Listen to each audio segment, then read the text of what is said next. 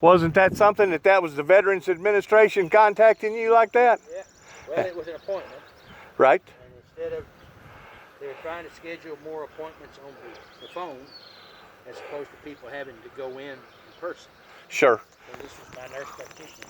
I was going to ask you about that. My primary care provider. Well, since Trump has gotten in office, he has done a great deal for our veterans as far as maneuverability to where they can pick and choose now who they want their provider to be and stuff. And I think that was a long time coming, don't you? Well, I don't know how long that clinic has been in Dyersburg, but my intuition tells me that it's been there 10 or 15 years. Probably. And so there are people from Sharon, the veterans from Sharon, that go over to Dyersburg. Well, my dad used to always go to Marion, Illinois. Have you ever been to that one in Marion, Illinois? No. The only time, I was working at the University of Kentucky, and my You went to the one the medical up center. there, and No, I didn't use any veterans benefits until I retired. But I had fantastic health benefits as an employee of the University of Kentucky. Sure. And my pharmacy program was in the medical center. Sure. So we were already integrated there, and so I had the best medical care I've ever had in those 18 years that I was associated with. And you lived in Lexington? Yeah. You did? Yeah. That's where Lewis and Clark's from, right? Meriwether Lewis and William Clark. Yeah, that wound up taking a big adventure out west with Pocahontas. Yeah, Voyage of Discovery. I used to work for... no, they were not from Lexington. They were from Albemarle County, Virginia. Is that where they was from? Yes, and they were relatives of Thomas Jefferson. Okay, are you familiar with Florence, Kentucky? That's on the north. That's on the north. Across the river from Cincinnati. Right. Have you ever heard of a place called Big Bone? No. It's where they found this big, humongous thing come out of a primitive... Prehistoric thing. Yeah. Well, I'm not surprised. Now, once you get up into that part of Kentucky, you're actually in a different sector. Those people's language is hard to understand. Their brog is different. And their whole way of thinking is different up there on eastern Kentucky than it is in middle and western Kentucky. Why is that? Well, it's like education. It's like East Tennessee versus West Tennessee. Yeah, there's a big here difference. we are. It took 100 years almost to come the 500 miles from Sullivan in Washington County, Tennessee, up there in the northeast corner. Well, now, wait a minute now. Davy Crockett come from that part of the neck of the woods. Well, now, let me finish here. And to come to settle across this terrain. Sure, going over the Cumberland Mountains. Yeah, and Cumberland Trail. The Smoky Mountains, yeah. And the Smoky Mountains. And so my wife's folks came out of Southwest Virginia into North Carolina, Davidson County, North Carolina. Aspen? Or just west of there, over where Billy Graham's No, and I'm talking about North Carolina. I'm talking about before Tennessee was a state. Oh. And so I do genealogy, and so we have these records that people were born in North Carolina. And in actuality, they really wasn't, was they? They didn't move. What was the? But then that when they got married, their children, then they stayed where they were both born and raised. But their children were born in Tennessee because Tennessee had become a state. Wasn't that called Madison, Tennessee? Well, Davidson County, of course. Nashville's the county seat, also the state capital. But I'm talking about where Davy Crockett was born. Wasn't that called something different? Well, there are several places that claim Crockett. Up in Lawrenceburg, there's a Davy Crockett State Park. I didn't know that. And of course, Rutherford's the last place he lived here in Tennessee. Right. And he represented the 8th Congressional District in the U.S. Congress. Before he wound up going down to Texas and getting killed. He got cross with Andrew Jackson he was an advocate, and an endorser of General Jackson, and he'd fought with him during the Indian Wars. He did. I didn't know that. And many of the people that were Andrew Jackson's lieutenants then came back into this part of the country, and the counties are named for them. Carroll County there was a Carroll gentleman, Okay. who was a lieutenant or a captain or, unit commander. Okay. Weekly was another one. Okay. I think Benton was another one. And Well, they still got a statue up there in Dresden.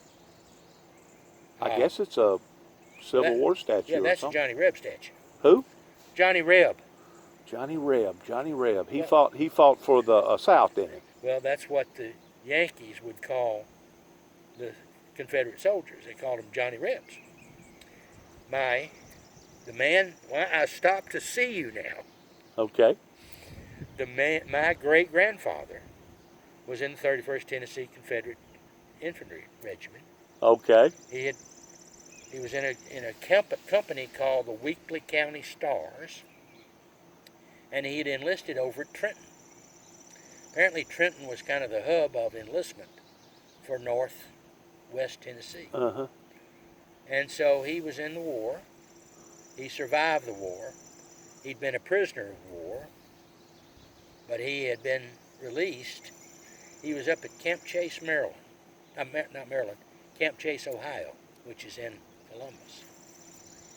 And he discovered right away that there was 3 ways to get out of that Dilemma. Camp. Either die. Camp. One was you die and you get out. Right. The second was that you escape. Very low probability of success. Sure. They were bringing fellows back that tried to escape. Sure. And the third way was to take the oath. The oath of allegiance to the United States of America. The Union.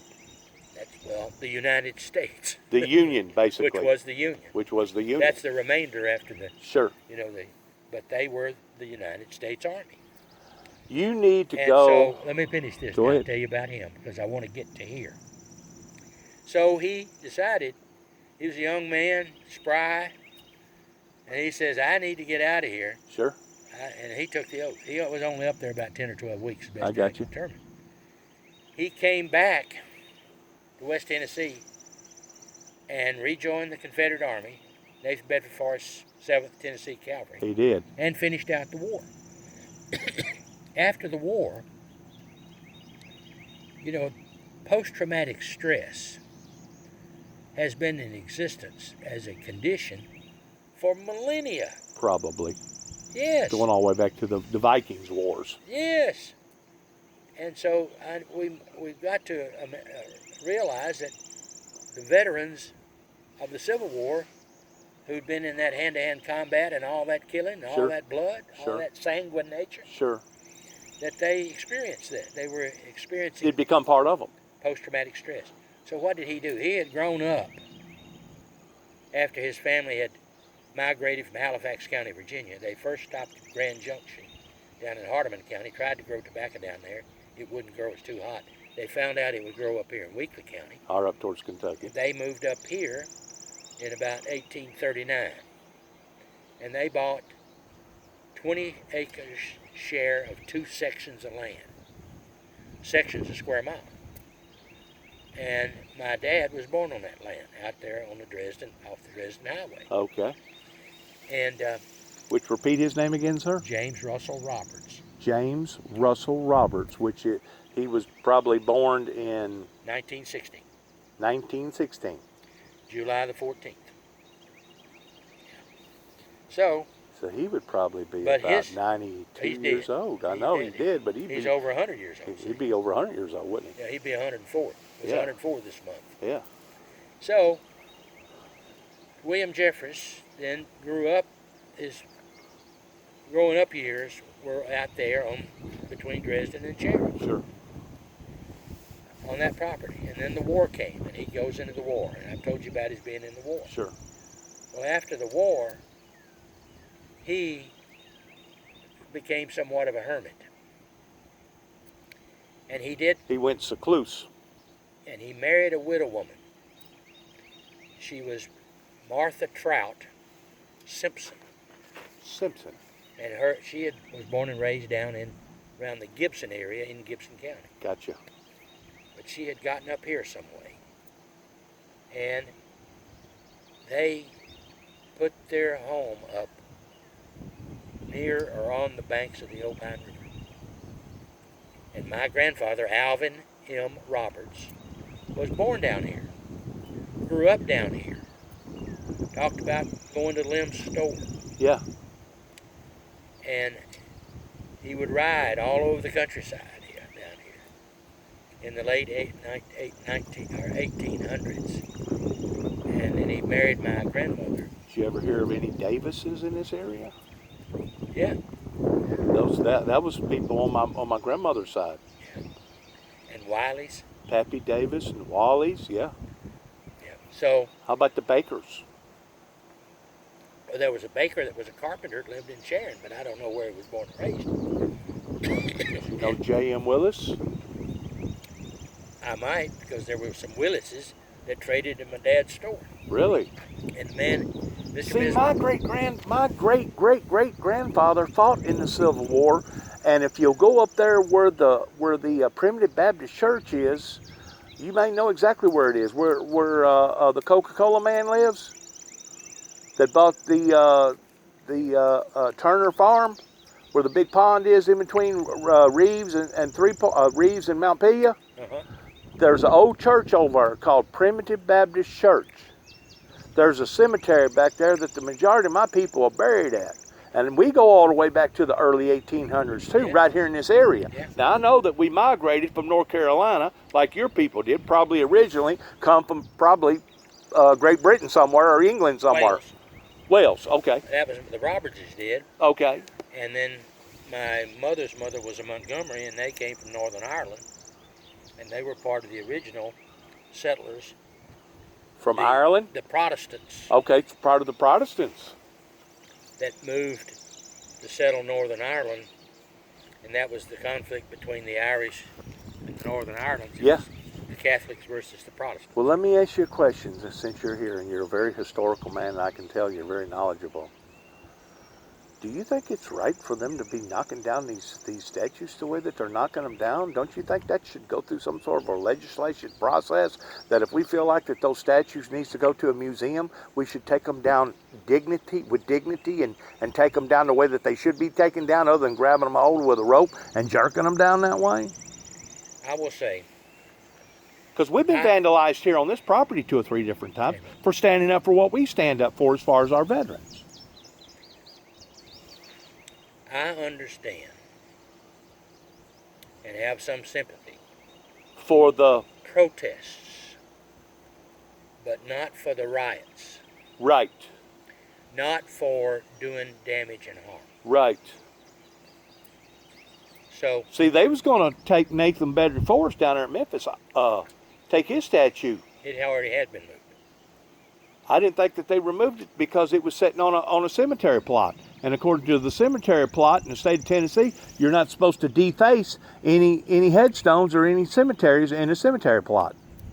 Now I knew that they took the one down over there by over there by Camden, going over into New Johnsonville, where that one of Nathan Bedford Forrest's last battles was over there. I knew that they disassembled that with him sitting on a horse, Nathan Bedford Forrest. And of course he had skirmishes everywhere around here. You know. There's a big Confederate flag over there at Troy. I mean, not Troy, but over there at Mason. Trimble. Yeah, that's a family plot. That's a family plot, but there was a skirmish the way I understood it right there.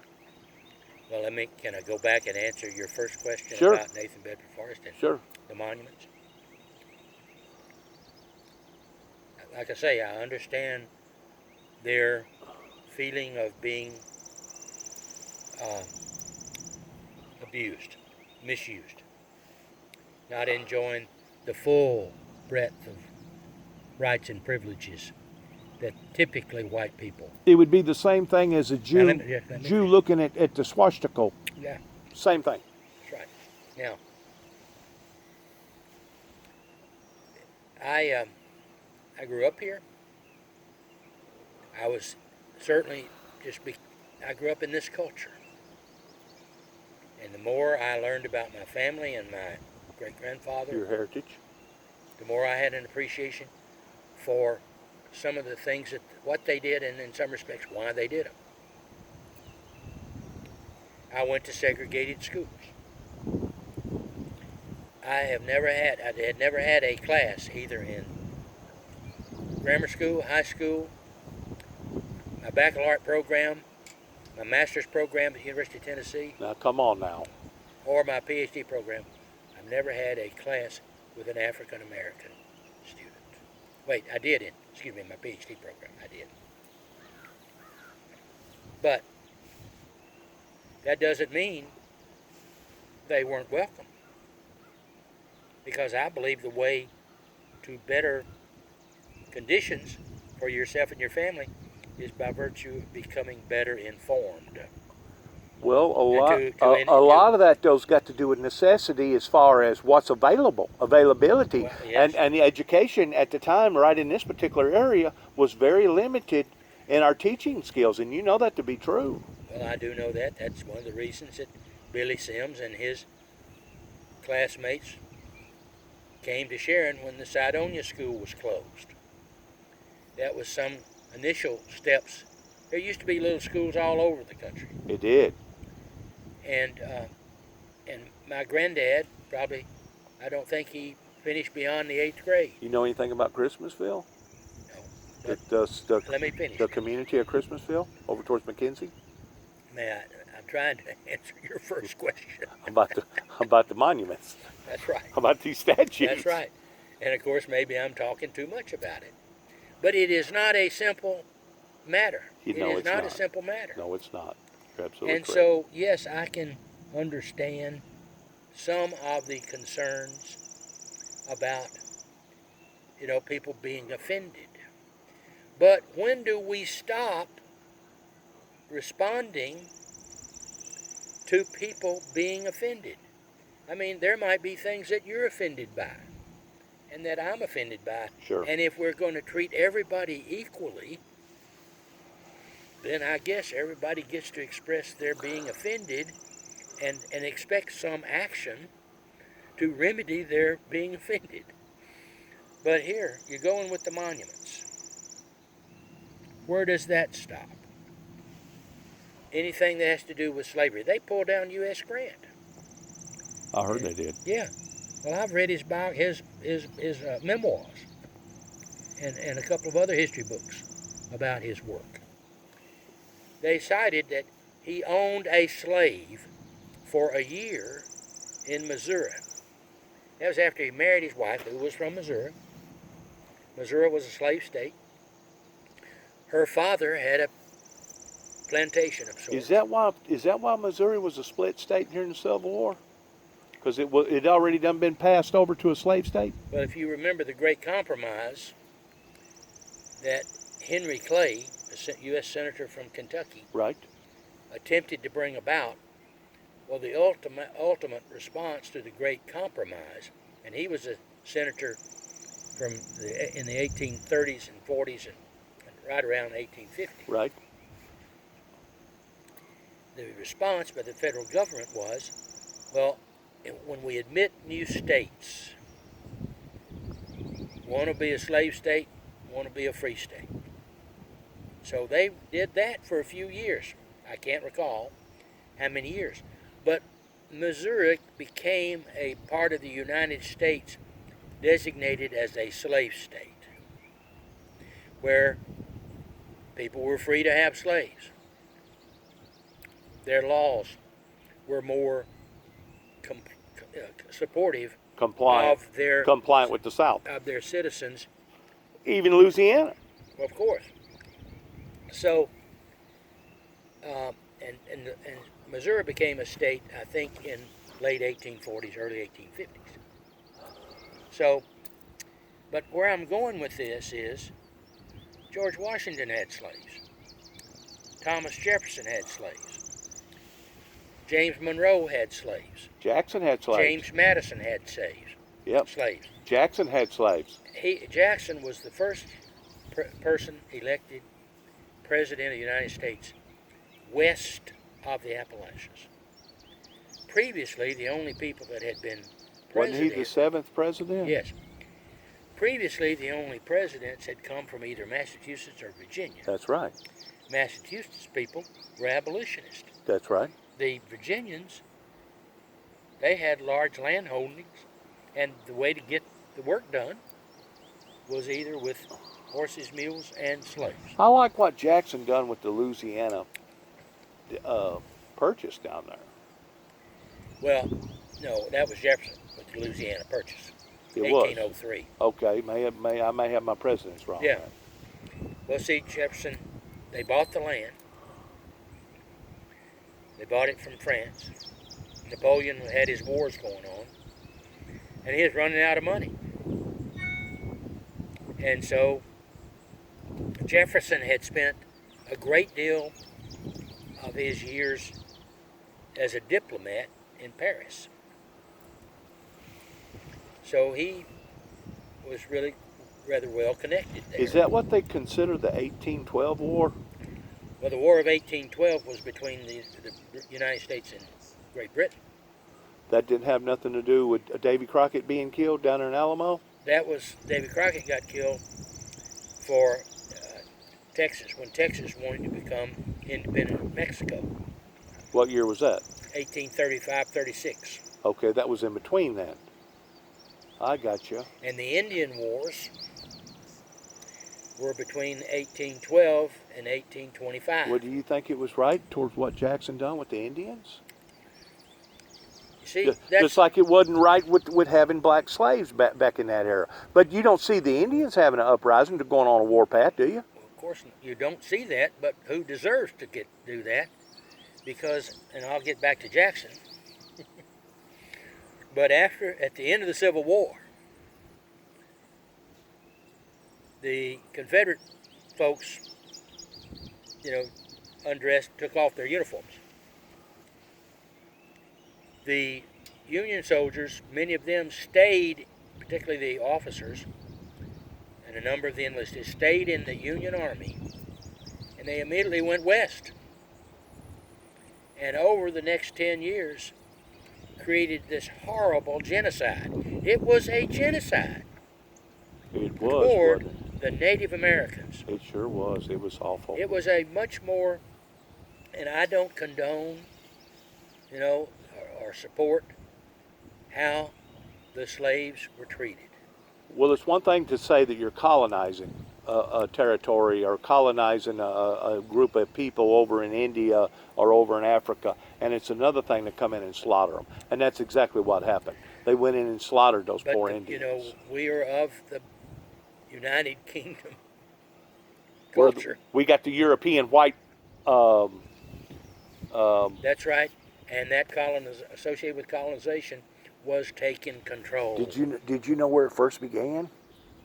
If you go all the way back to the Pharaohs in the Bible, yeah, it first began whenever the Pharaohs said no blacks allowed and put up a sign.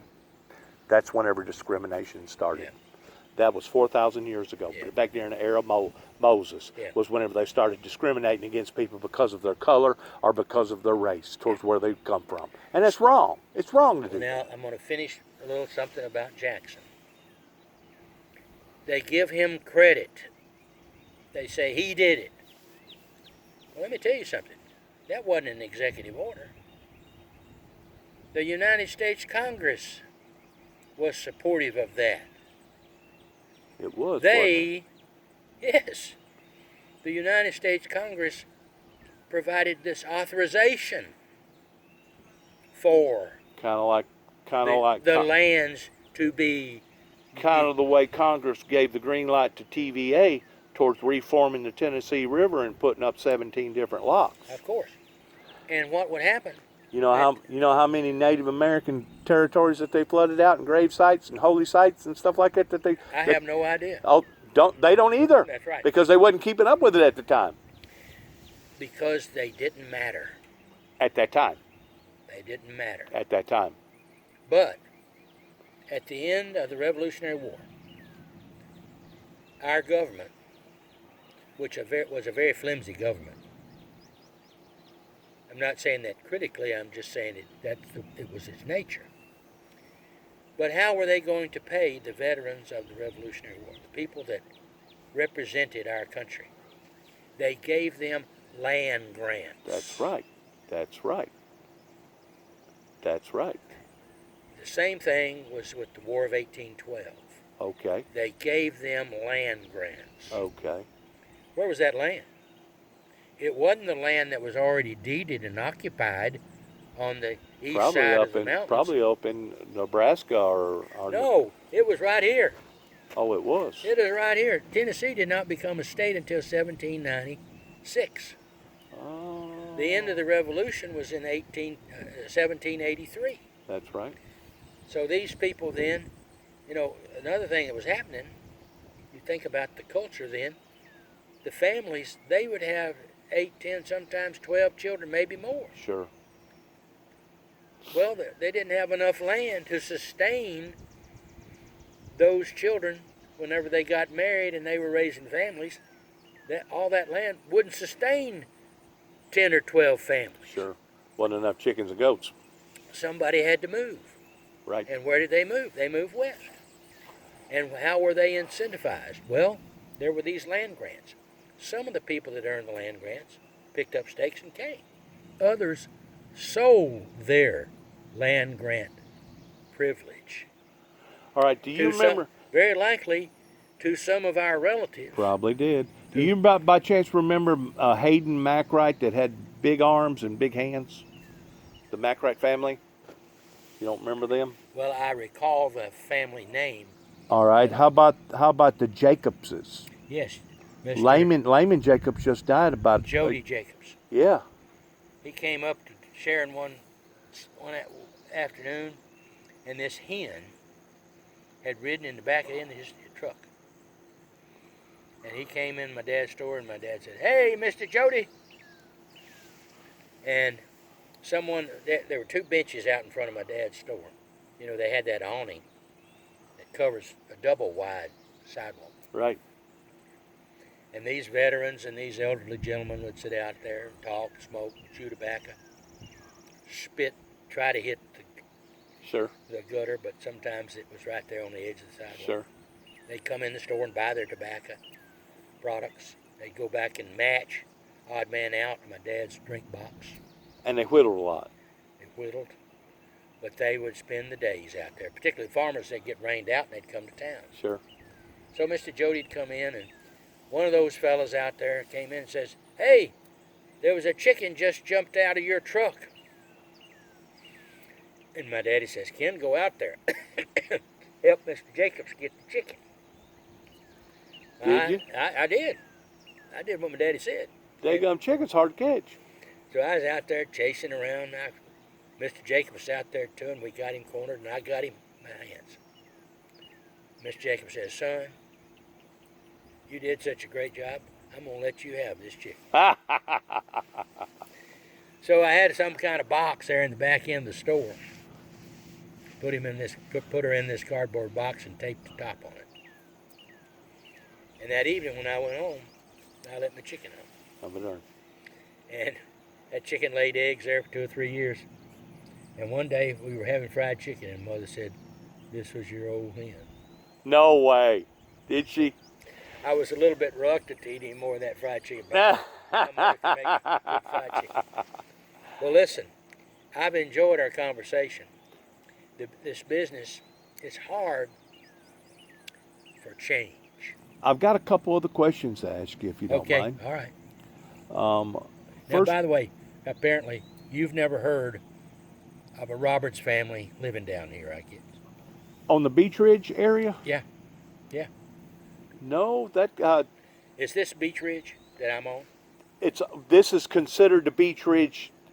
This is Beech Ridge Road right here. Okay. Thompson Road. This one? The old Beech Ridge Church is right up the road here. And somebody bought it or took a hold of it and changed the name. But all this down in here is considered Beech Ridge off the Old Vine River. Yeah. So, yes, there used to be families. I mean, did you ever know the Cobles? Well, I knew Jody. Let's see. Who was the guy that was... There was a lot of Cobles that used to live down there. Yes. And there was a family down there by the name of Jackson.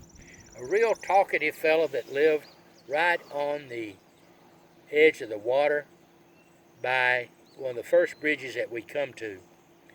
Grady Harden. Grady Harden.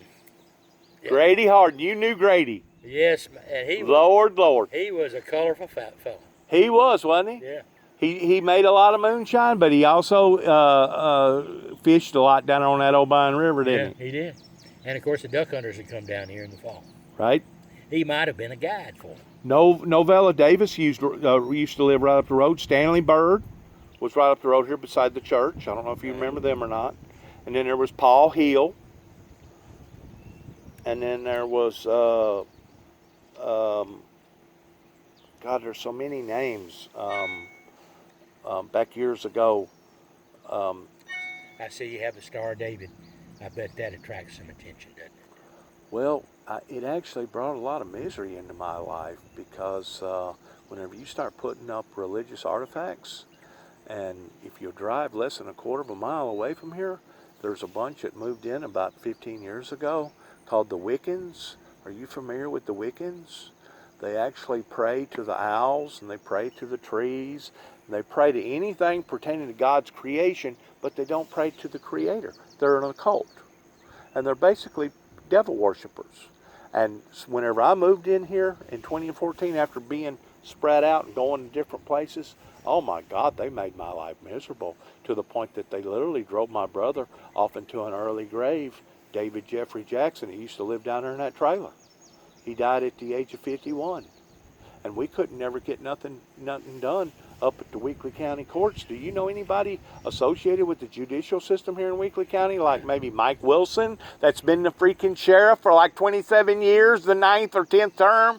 Do you know anybody at all pertaining to political affairs that maybe you can get some pull done around here? I've been gone since 1964. Where are you living now?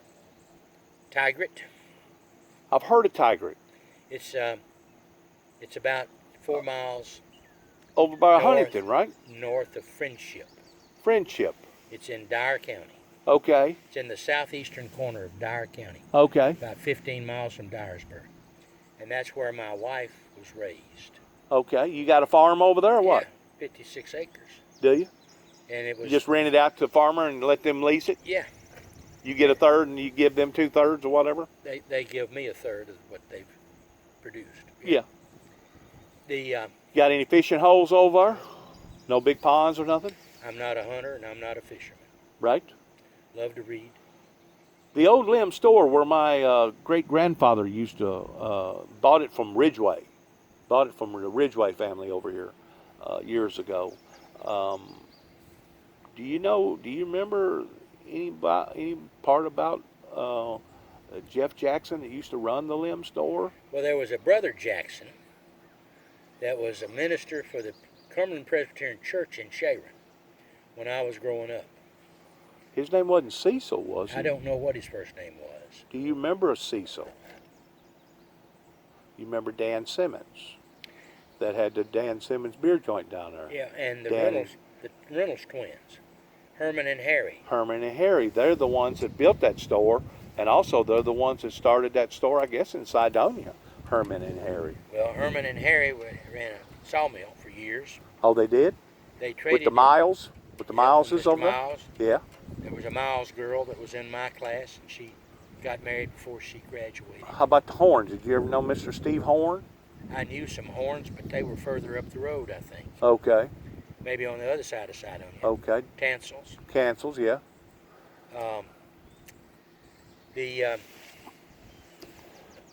There was the Gardner boys that had that shoe operation there for years. You remember that bunch that had a bunch of tractor pulls? Prince. There were Princes. Yeah, Princes. There was a Soup Prince. It was had them super freaking tractors that souped up. That tractor pulling started after I left the country. You probably remember some of the the camel pulls. I mean, not camel, but the some of the other type of pulls. I don't. I really don't. But Mr. Mount helped me out in 1980. He bought my dad's grocery store when my dad sold 1989, he started a little print and press, and he printed out my first biblical card where I started passing out to people telling about Jesus Christ and stuff. Yeah. And I wound up going to Washington, D.C., passing that out. Another question that I got is a medical question, a professional question pertaining to Risperdal.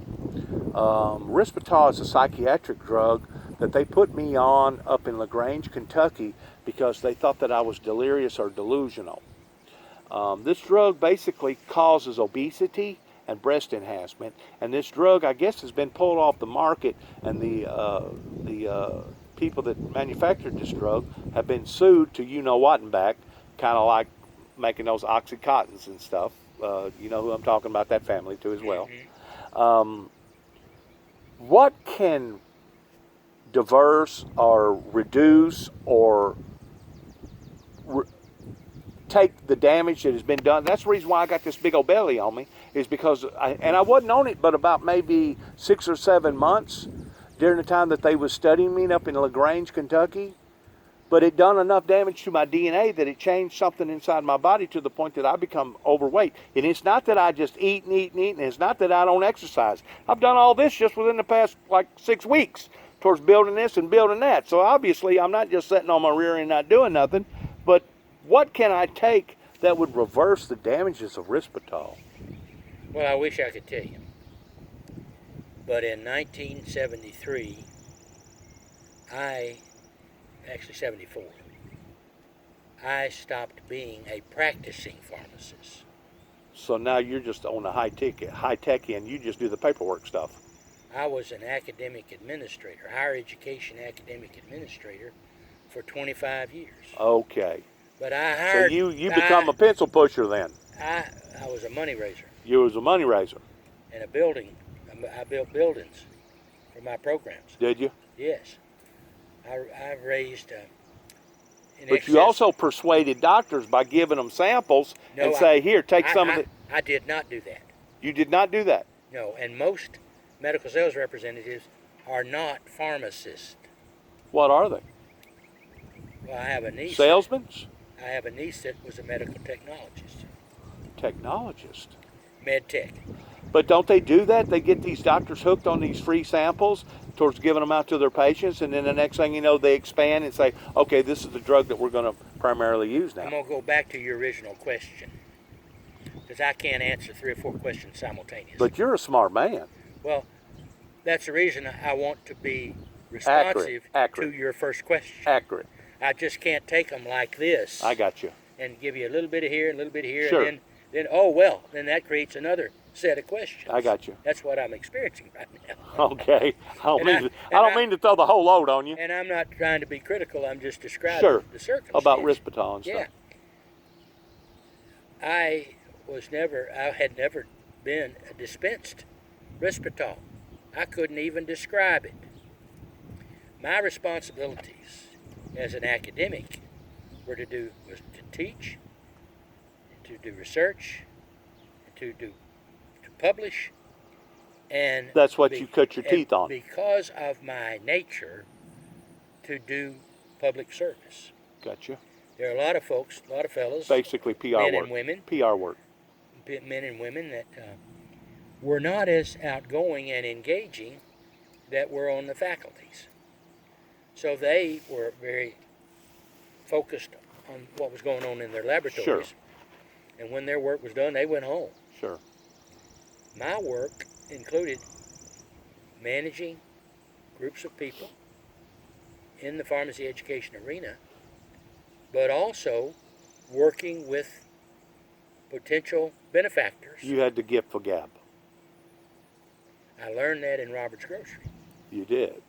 When my dad gave me the assignment to be his bag boy and his delivery boy when I was 12 years old.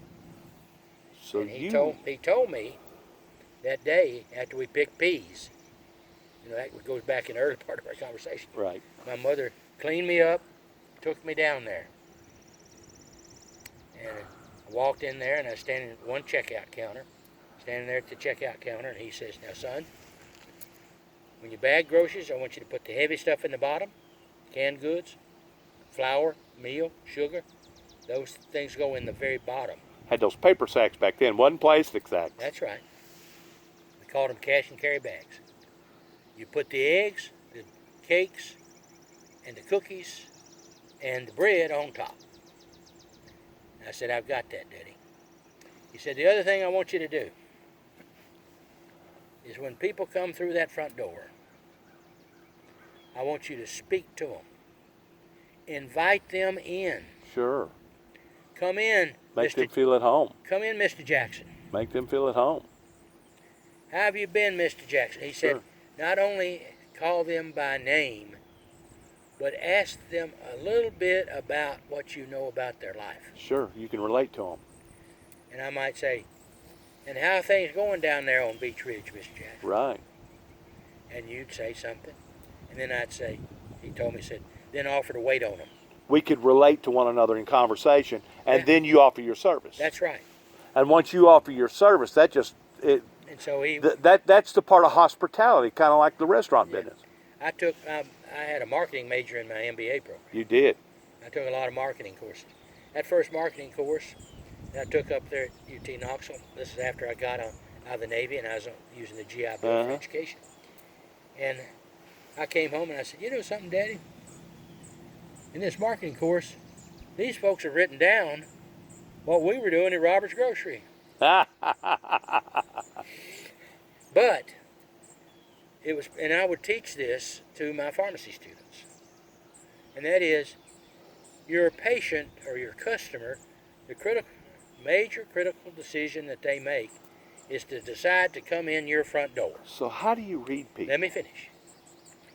How do you to decide to come in the front door of your establishment? Right. And then it is up to you to convince them that they've made the right decision. Well, I'm honored that you've stopped here to look at what I got going on. Yeah. I'm honored by it. So it's not. It's a privilege to be in your presence. Well, thank you. It's nice to visit with you. It's not a matter of saying what you want. No, it's a matter How of can I help you? welcoming them. How can I help you? That's right, into your business. What can I do for you today? That's right. How you feeling? As a pharmacist, you get into more Of about the PR health, work. health and Something well-being. that Donald Trump don't know nothing about. That poor guy don't know nothing about PR work, does he? Mr. Jackson, that is a troubling matter. It really is. And I want to tell you something. He's done a lot for the veterans, but he's also done a lot of From crappy my- things too, From hasn't my he? standpoint, you probably have ascertained that by now. Donald Trump is not a laughing matter. It's sick, isn't it, in a way? It's a sickness that he has that now is beginning to start bewildering up onto the rest of the nation. What he has done is he has provided endorsements for those people up the road from your house here to continue to behave and to demonstrate their offensive nature. Because he's promoted it. He has. And just like the virus, he has promoted misbehaving during the virus, not complying with his health officials' Absolutely. recommendations. Today they're talking about him going to defund a lot of these programs that's doing the testing, and instead of defunding it, he needs to bring in more testing. They're having major breakouts right now in Houston and Arizona and other 3 or 4 other states, and this thing ain't over with. I'm just afraid that we're going to have to wind up living with this COVID-19 until they wind up coming up with a vaccination, and there's always a possibility that they may not even have a vaccination for it. And you're on target. No reason for me to repeat that. That's exactly right. That is exactly right. And his rejection of science Is stupidity on his behalf. He is an ignorant man. He really He's not is. this genius that he claimed to be. No, he is not. He's a genius at ignorance. Yeah, he's a genius in bamboozling people, ain't he? Yep. Mr. Jackson, I need to excuse myself. It has been a pleasure. You can always walk around the building and do whatever you got to do. You're out in the country, man. Well, I know. I pee outside. You're out in the country. I peed before I left my cousin's house. But it's been a pleasure talking to you. Thank you. Is there any way that you got a card or anything? No, I don't. I am retired. I'm fully retired. Can you give me your telephone number? I'm just, I'd rather not. Okay. I'm enjoying my isolation. I understand. But when I see a fella, he sit down, I'll visit with you. I understand. But Where you go to church at? I grew up in the Presbyterian church. Okay. And when I've gone to church recently, I will go to an Episcopal church. Okay. My children went to Episcopal schools in Memphis, and then my oldest daughter and my granddaughters and son-in-law live out in the suburb of San Francisco, and they are active in the Episcopal church in their community. I see. So, you think we're getting closer to the signs of the end of time, towards everything lining up with Jerusalem and Israel, and whenever you shall see the abomination of desolation spoken of by Daniel the prophet? Do you think we're getting close to all that fixing to be fulfilled in the end time latter prophecy? I believe it is. Well, every day it goes by, we're getting closer. Every day. If it is, in fact, going to happen, then obviously, with every 24-hour period, we are 24 hours closer. We're getting closer. I mean, that's just reality. Once more, we can't shake, and I appreciate your accommodations towards you stopping and visiting. I'm honored to be able to meet somebody like you. If my father was living, he would be tickled to death. You and him could talk for probably days. Just like we did with you. I'm talking about days. Yes. Well, you have a good day. You do the same? And I respect your demonstration and how you honor the flag and honor our country. Thank you very much for saying that, yes, sir. I appreciate that. And feel free to come by here anytime. My first time ever on this little road. I think I'm going to go this way a little bit further. Beech Grove Road goes all the way around, and it comes back out on Highway 89 up there around those two corners where we used to call the Dennis Harrison. The old Dennis Harrison place was the place that my father bought when we first moved down here in 1967. I don't know if you remember Dennis Harrison or not. You said you did remember some of the Harrisons. I do remember some of them. I sure do. Bye-bye. Bye-bye. How about the Frank Enos? Who? You remember the name Frank Enos? No. Don't remember that name. But he was married to Gladys, which would be my grandmother's sister. it's been too long. I understand. I need to get my high school yearbooks out. But take this road right here, Beech Grove Road, and it'll take you back on Highway 89, sir. Very good. Bye-bye, Mr. Jackson. Hey, you didn't mind me recording you, did you? God bless you, sir. I will. Well, those are the things that I always do, is put stuff out on my social media platform.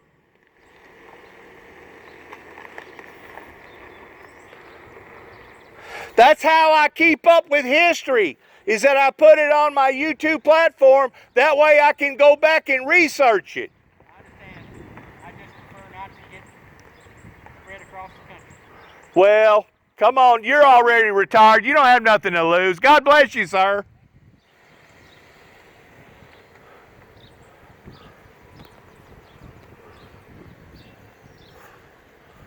Wow. Older gentleman stopped by here just to say hi. He liked what I had going on. And I think he knows that I'm going to put him on YouTube. He don't need... I mean, he's done lived his life. He in the pharmaceutical community. Besides that, I got to go get some more gravel and do what I'm doing here towards finishing up this memorial site.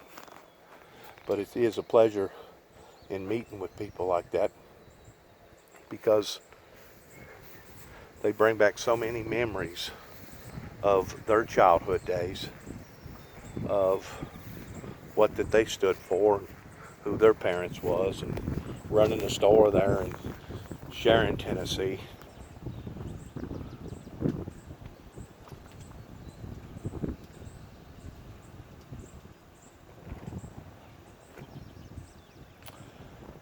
Hallelujah, hallelujah, hallelujah. Thank you, Jesus.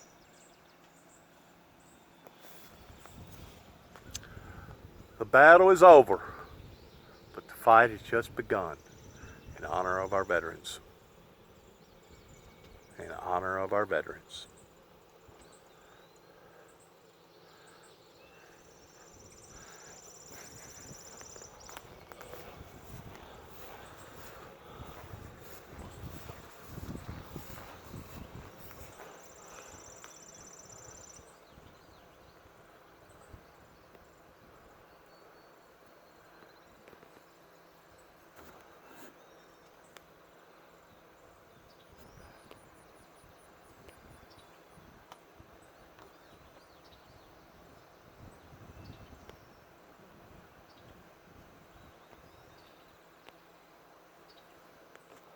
You know, I understand his sympathies and how they thought the way that they thought and how they fought the way that they fought back during and in the Civil War era.